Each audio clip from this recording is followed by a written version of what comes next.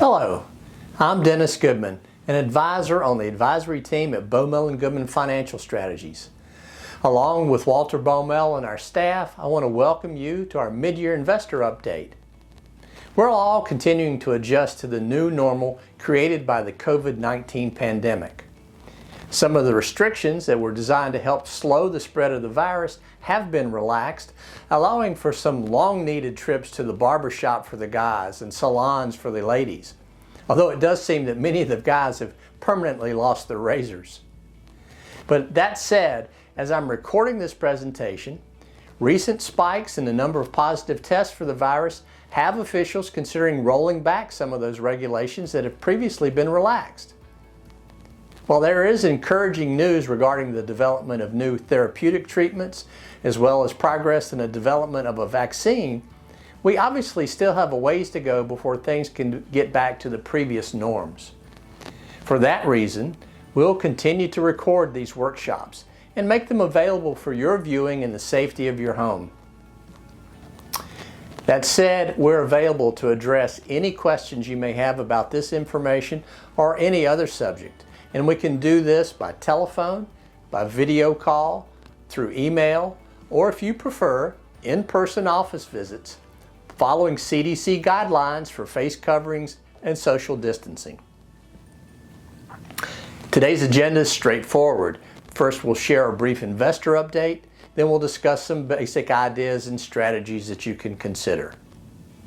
Now, I find it always important to review that there are 5 key areas of financial planning. They are preservation planning, retirement planning, tax planning, estate planning, and investment planning. Even though today's presentation is about the equity markets, as a comprehensive wealth management firm, we try to always consider the impact of any recommendation we make on not just one, but all of these areas for our clients. In his famous novel, A Tale of Two Cities, Charles Dickens started out by saying, "It was the best of times, it was the worst of times." That could be a good description of the first half of 2020.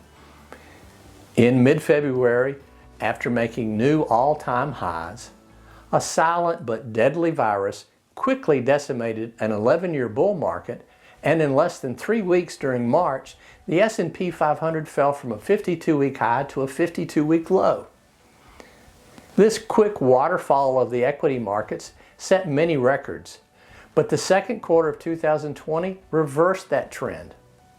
As of the July 2nd midpoint, equity markets were very close to where they initially started the year. Second quarter results were strong, and investors were rewarded.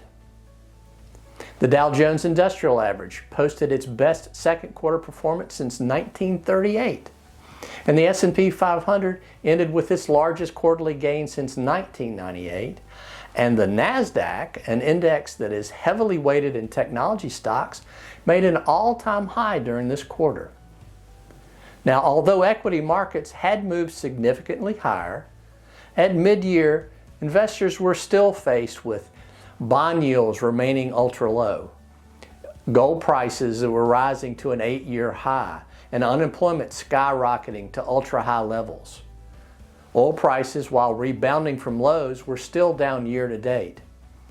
A Chinese survey of factory activity rising to a 3-month high, and perhaps most importantly, disease experts warning about losing control of the COVID-19 outbreak.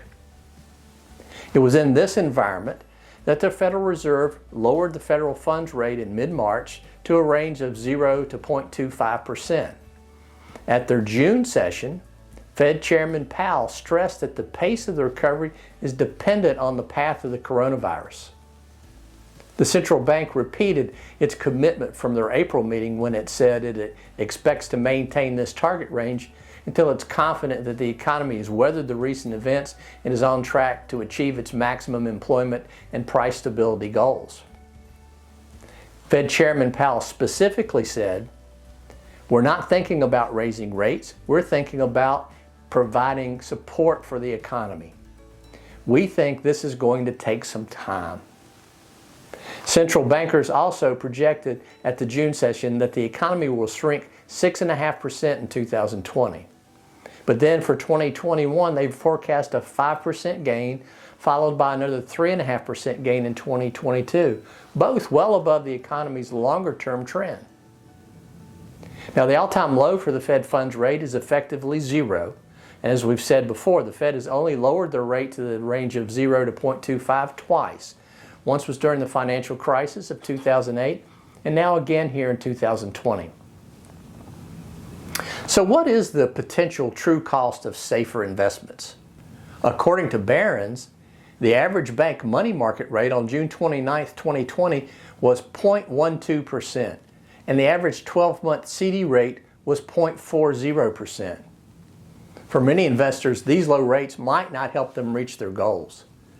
Therefore, equities could be a part of a diversified portfolio. Although the equity markets are not the economy, many experts conclude that the stock market is an excellent economic indicator for the U.S. economy. The hypothesis is that equity markets reflect how well listed companies are doing, and typically if investors are confident, they'll buy stocks. So let's look at how the economy was initially affected by COVID-19 and how it's recovering. As this chart shows, after a decade of mostly growth, the first quarter's gross domestic product, or GDP growth, was a negative 5%, the worst seen in well over a decade. How we recover from here is crucial. Now, we always feel that a knowledgeable investor is the best investor, so let's quickly review some of the more common economic recovery scenarios. They're usually referred to as the V, the W, and the L shape. That's because that's what their graph looks like. A V-shaped recovery is a sharp decline and then a quick rebound. A W-shaped recovery is considered a double dip recovery. It's like sticking two V's together. An L-shaped recovery is a sudden plunge and then a fitful recovery. The July 6th edition of Barron's magazine had an analyst roundtable that offered three potential second-half directions for the equity investors to consider. They shared a bear case that includes slower progress for companies, trouble fighting the virus, and rising unemployment. Their base case includes Americans living through COVID-19, the Federal Reserve continuing to be ultra-supportive, and activity in the economy improving.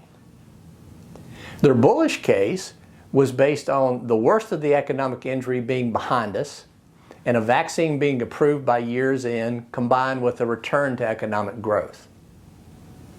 Now, no one can predict with certainty where things will go, but we can probably agree that it's going to be interesting. Now, while prior equity market performance is no assurance of present performance, as this chart shows, post-World War II, bull markets have been far more robust than bear markets, and they've lasted considerably longer. While every bear market's decline is unique, over the past 70 years, the average bear market has lasted 14 months and resulted in an average loss of 33%. By contrast, the average bull market has run for 72 months, or more than 5 times longer, and the average gain has been 279%. Now, please keep in mind for now, volatility in the equity markets has reemerged. After several years of limited volatility, the first half of 2020, investors have seen more market movement days of up or downward 2.5% than in almost every year since the 2008 financial crisis. So how should an investor move forward? One of our responsibilities is to look at all situations and guide our clients with ideas. A main goal for us is to consistently search for opportunities. Let's quickly review some of them. First, the required minimum distributions, or RMDs, for 2020 on some retirement accounts have been waived. Investors who already took their RMDs can return them without tax consequences on or before August 31st of this year. If you've taken an RMD distribution and you're looking to return it, please call our office and we can help you. Maintaining a properly designed and well-diversified portfolio is always important. Now's a good time to look at your portfolio and consider any rebalancing that may need to be performed. Also, looking at possible Roth IRA conversions is something to think about. And reviewing to see if your risk tolerance has shifted is always important. Just like reviewing to see if your time horizons have changed is always a very healthy practice. Now is an ideal time for investors to re-examine their core investing philosophy and strategy. Legendary investor Benjamin Graham, who was Warren Buffett's mentor, was quoted as saying, "The individual investor should act consistently as an investor and not as a speculator." Let's briefly review one of the main differences then between investment and speculation. One of the key differences between investment and speculation can be the time frame. Investing generally is the act of buying and holding an asset for the long term. Speculation is typically taking high risks and can include trying to make big returns over a short period of time. So thinking long term is still the way to look at equity investments. Typically, the most successful investors think and act for the long term. Now, we know it's near impossible to predict exact market movements. However, you can prepare. Equity market volatility is back, and it can be scary. That's why we always say, be prepared, not scared, and proceed, but with caution. So as a recap, what are some key takeaways for investors? Well, certainly the first half of 2020 has been a wild ride for equity investors as extreme volatility has reemerged. For us though, your health is always our top priority, and we want you to continue to focus on your personal goals and call us with any concerns. For our part, you can expect us to continue with regular communication, frequent discussions, and expect that we are always continuously reviewing economic, tax, estate, and investment issues for our clients. Thank you for your time today. We hope you found this information helpful. Feel free to give us a thumbs up on the YouTube link or email us your comments. Remember, your health and well-being is our highest priority. We appreciate the opportunity to assist you with your financial needs, and we'd like to help others in 2020. In fact, we'd be honored if you'd share some names of friends to add to our mailing list so that they can benefit from our information. Please feel comfortable letting us know the names of anyone who could benefit from this information, and certainly feel welcome to share the link to this presentation with others. Again, thank you for watching our update. Until we see you again, have a great remainder of the summer.